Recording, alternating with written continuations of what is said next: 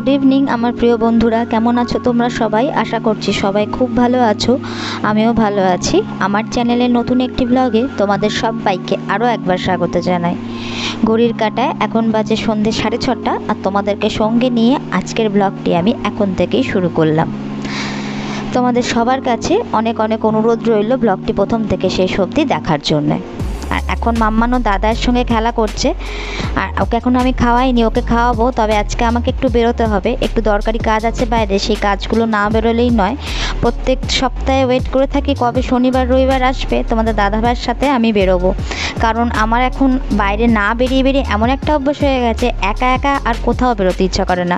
আগে যেরকম অফিস যেতাম তখন তাও অভ্যেস ছিল একা একা বেরোনোর, আর এখন অনেক বছর হয়ে গেল সেই লকডাউন থেকে আর কোথাও যাওয়া হয় না, সেই কারণে আর একা একা বেরোনোর কথা ভাবলেই না কীরকম একটা হয়। কিন্তু আজকে না বেরোলেই নয়, বেরোতেই হবে। আর তো দেখো এই মা আমাদের জন্য এখন চা করে নিয়ে এসেছে, তো চাটা খাবো, চা খেয়েই বেরিয়ে যাব। বেশিক্ষণ ওয়েট করবো না, তবে মেয়েকে নিয়ে যাব না, আমি হেঁটে হেঁটেই যাব, কাছে বেশিক্ষণের নয়, একটুখানি যাব, হেঁটে হেঁটেই যাব। ভাবলাম টোটো আর করবো না, হাঁটাও তো হয়ই না, ঘরে থেকে থেকে ঘরে বসে বসেই একদম ঘরকুনো হয়ে গেছি। তো টোটো না করে হেঁটে হেঁটেই যাব একটুখানি রাস্তা।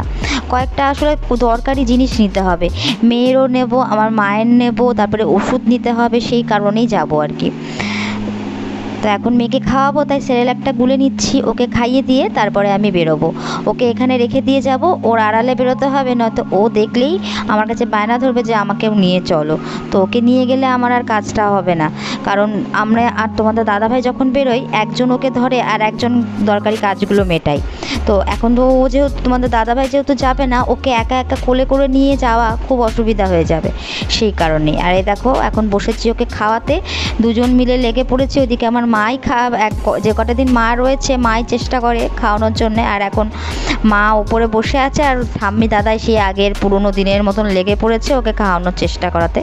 কারণ এখন খুবই অসুবিধা করছে, খাওয়ানো নিয়ে ঝামেলা করছে। এই যে জল দিয়ে দেওয়া হয়েছে ওর হাতে, ও জল নিয়ে ওটা নিয়ে খেলছে, খেলনাটা তবে ওর খুবই প্রিয় হয়েছে, মানে বেশ ভালোবাসছে খেলনাটা আর কি।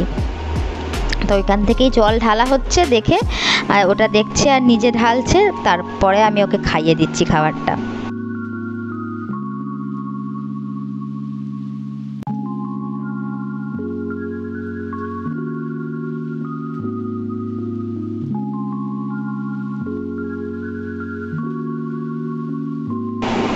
তো ওই যে মেয়েকে খাওয়ানো হয়ে গেছে আর এখন আমি রেডি হয়ে নিয়েছি, তো এবার বেরোবো। আর এই দেখো মেয়ে এখানে খেলছে, ও তবে বুঝতে পারছে যে আমি একটা কোথাও যাচ্ছি, কারণ যে জামাটা চেঞ্জ করেছি আর জানে এরকমভাবে রেডি হলে মানে আমরা কোথাও বাইরে যাব। তবে চেষ্টা করছিল আমার পেছন নেওয়ার, তবে বাড়িতে যেহেতু সবাই আছে সেই কারণে ওকে আটকে দিয়েছে। এখন বাইরেটাতে এখানে এসে দেখতে পেলেই না কান্নাকাটি শুরু করে দেবে, তাই আমি আস্তে আস্তে করে বেরিয়ে যাচ্ছি, আর কাউকে কিছু বললামও না যে আসছি বা যাচ্ছি। এই যে শাশুড়ি মা বেরিয়ে এসছে একটা কথা বলতে, আর আমি এদিক থেকে কথা না বলে চুপিসারে বেরিয়ে যাব।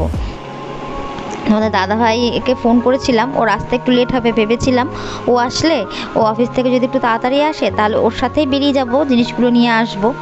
তো দেখলাম না, ওর ভরসা করলে অনেকটাই লেট হয়ে যাবে। ফিরে আবার আমার রাতের রান্না আছে, তোমাদের দাদাভাইয়ের অফিসে টিফিন আছে, আরও অনেক কাজ আছে। তোমাদের দাদাভাইয়ের জামা কাপড় আয়রন করা আছে, মেয়েকে খাওয়ানো, মেয়েকে রেডি করানো, অনেক কিছু বাকি থাকে জানো তো। তারপর তোমাদের দাদাভাই আসলে ওর অফিসের টিফিন বক্সগুলো বের করে সেগুলো মাজা, ওকে একটু জল মিষ্টি যেটা হোক জল এলো যখন একটুখানি জল, তার সাথে একটু কিছু খাবার দেওয়া, ওকে জিনিসগুলো রেডি করে দেওয়া, ওর ল্যাপটপ ব্যাগ থেকে বের করে রেডি করে রাখা, প্রচুর কাজ জানো তো। জিনিসগুলো শুনতে খুব ছোটোখাটো লাগে, কিন্তু একটা ছোট্ট জিনিসও মানে টুকটাক টুকটাক করতে করতে না অনেকখানি বড় হয়ে যায়।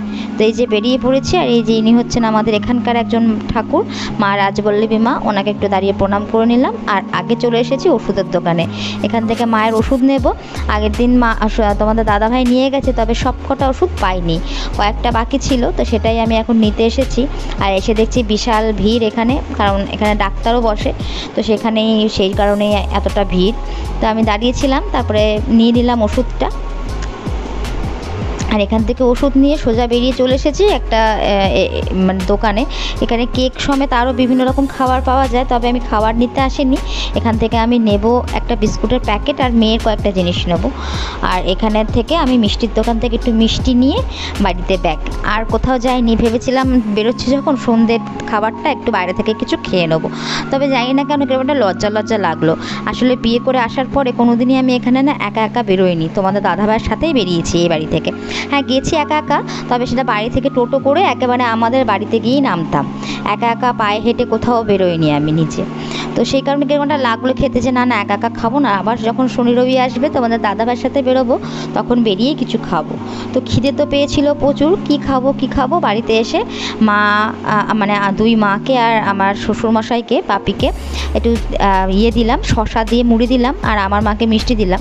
মা বাপি কেউ মিষ্টি খাবে না যেহেতু সুগার আছে, সেই কারণে আমার মাকে একটু মিষ্টি দিয়ে মুড়ি দিলাম আর শশা দিলাম, আর মা বাপিকে শুধু শশা দিয়েই মুড়ি দিলাম। আর আমি কি খেলাম জানো, আমি একটা মিষ্টি দিয়ে আর রস দিয়ে একটা রুটি নিয়ে খেলাম। আর মেয়েকে একটু মিষ্টি খাইয়েছি। মিষ্টি খাওয়ানো বাচ্চাদের জন্য ভালো নয়, তবে জানো তো রসগোল্লাটা যেহেতু ছানা থাকে, ছানার ভাগটাই বেশি থাকে, সেই কারণে মাঝে সাঝে ওকে একটু রসগোল্লা আমি দিই, যাতে এমনি তো ছানাও খাবে না। যদিও বা আমি জানি না খাবে কিনা, কারণ আমি কোনোদিন খাওয়াইনি, তবে মনে হচ্ছে খাবে না, তবে একদিন চেষ্টা করব যদি খায়, খেলে তো ভালোই। তো সেই কারণে শুধু যখন খাবে না সেই কারণে আমি ভাবি কি রসগোল্লাটা দিলে ওর ভেতরে একটুখানি ছানাও তো যায়, সেটা তো উপকারী। তবে আমি যে মিষ্টির দোকান থেকে মিষ্টিটা এনেছি, রসগোল্লাটা খুব কিন্তু যে কড়া মিষ্টি তা নয়, মানে ঠিকঠাক নর্মাল মিষ্টি যেরকম হয় মিষ্টি। তো সেই কারণে মেয়েকেও একটুখানি রসগোল্লা খাওয়ালাম, আর আমি একটু রসগোল্লা দিয়ে রুটি খেলাম। আর তোমাদের দাদা ভাইয়ের জন্য রেখে দিয়েছি, ও আর যখন অফিস থেকে আসবে ওকে একটু জল মিষ্টি খেতে দেবো আসলে। আর এখন আমি রাতের রান্না করব বলে সব কেটে নিলাম। রাতের রান্না বলতে কি, রাতের আর তোমাদের দাদা ভাইয়ের অফিসের সকালের একসাথেই হয়ে যাবে। তরকারি না দিনের বেলাকার সবই আছে মোটামুটি। মাছের ঝোল হয়েছিল ও বেলাতে, মাছের ঝোল করেছিলাম পটল দিয়ে আলু দিয়ে, সেই পটল আলু দিয়ে মাছের ঝোল করেছিলাম যেটাই আছে। আর একটা সবজির তরকারি আছে আগের দিনকার ছিল। তো এখন আমি আর ডালও আছে। এখন আমি একটু মানে ডিমের তরকারি করব, ডিমের কারি টাইপের করব, গোটা ডিমের নয়, ডিমটাকে ভেজে নিয়ে করব। আর একটু ভাত বসাবো। আমার শাশুড়ি মায়ের সকাল থেকে একটু পেটটা গন্ডগোল হয়েছে, তো মাকে বললাম ওই বেলার ভাতটা আর এবেলাতে খেতে হবে না, আমি এবেলাতে একটু গরম গরম ভাত বসিয়ে দিচ্ছি। তো সেই কারণে একটু ভাত করব। আর রুটি না অনেকগুলোই আছে।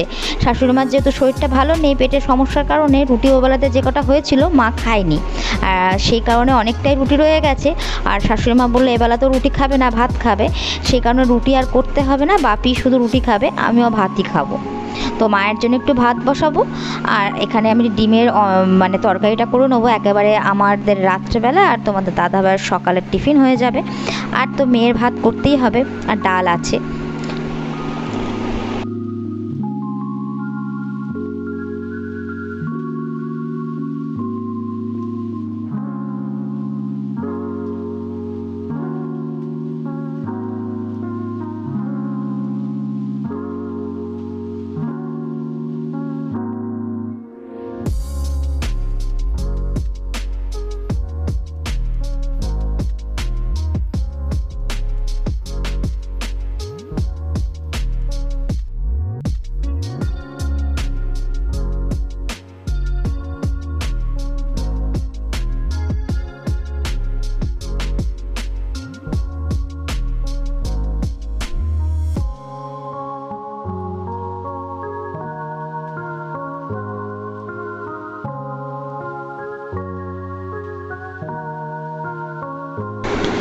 তো এই যে এখানে আমার ডিমটা কষানো হয়ে গেছে।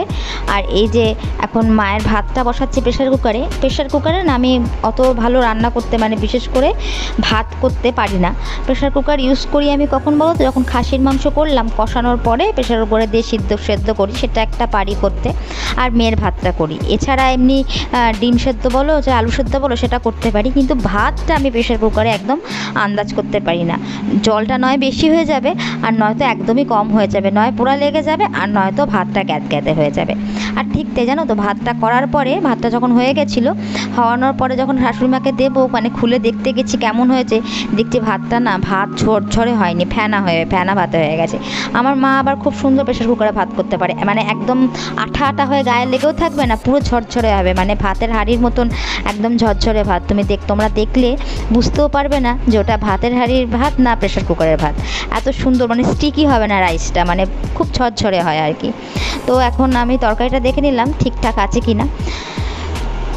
আসলে কি বলো তো, একা একা বেরোনো না কোনো সময় অভ্যেস ছিল না। আমি অ্যাকচুয়ালি এখন একটু, তাও বলতে পারো বিয়ের পরে আমি অনেকটাই বেশ, মানে একা একা বেরোনো বলো বা সবার সঙ্গে মেশা বলো, এগুলো পারি করতে। বিয়ের আগে না, আমি যখন মানে অনেকটাই ছোটো বয়স থেকে আমি খুব একটা কারোর সঙ্গে মিশতাম না, মানে বাড়িতেই থাকতাম। তবে এই নয় যে আমি কারোর সঙ্গে কথা বলি না, আমি সবাইকে দেখলে সবার সাথেই কথা বলি, সে মুখে সবার সাথেই কথা বলি, কিন্তু বাড়ি থেকে বেরোনো না খুব একটা হতো না। মা আমাকে, যেহেতু একটাই সন্তান, তো মা আমাকে খুব আগলে আগলে রেখেছে, খুবই আগলে আগলে রেখেছে, ছোটোবেলা থেকেই খুবই যত্নে আমি মানুষ হয়েছি। একদিনকে বলবো তোমাদেরকে, আমার লাইফে অনেক স্ট্রাগল আছে, আর আমার থেকেও বেশি আমার মায়ের লাইফে অনেক বেশি স্ট্রাগল আছে। সেই সব স্ট্রাগলের কথা তোমাদের সঙ্গে শেয়ার করব একদিন, অবশ্যই সময় করে, সুযোগ করে। তবে আমার কথা একটুখানি বলি। তো সেই কারণে কি হতো, আমি যতটা বাইরে বেরোনো শিখেছি বা বাইরে বেরোই, বা এখন যতটা নিজেকে সচরাচর করে ফেলেছি, সেটা শুধুমাত্র তোমাদের দাদা ভাইয়ের কারণে। ওর সঙ্গে বেরিয়ে এমন একটা হয়ে গেছে, এখন আর এটাতে অতটা বেশি অসুবিধা হয় না। মানে আমি যে চাকরি বাকরি করেছি বাইরে কয়েকটা বছর, আমি নিজেও ভাবতে পারিনি আমি কি করে যাতায়াত করেছি।